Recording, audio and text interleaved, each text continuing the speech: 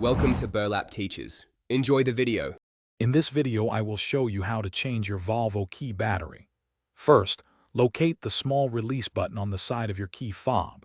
Press it firmly and slide out the emergency key blade. With the blade removed, you'll see a small slot. Carefully insert a thin, flat tool, like a small screwdriver, into this slot.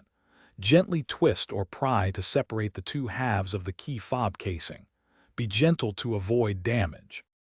Once the key fob is open, you'll see the small, circular battery nestled inside.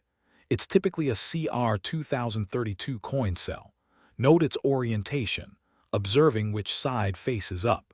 Now, using a small, non-metallic tool, like a plastic pry tool, gently lift the old battery out of its compartment. Avoid using metal tools to prevent short-circuiting or scratching contacts. Dispose of the old battery responsibly. Now it's time to install your new battery.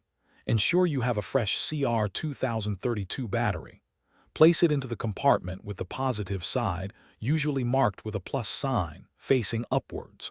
Once the new battery is in place, carefully align the two halves of the key fob casing. Press them together firmly until you hear a click, indicating they are securely closed. Finally, slide the emergency key blade back into its slot until it locks. Test your key fob to ensure it's working.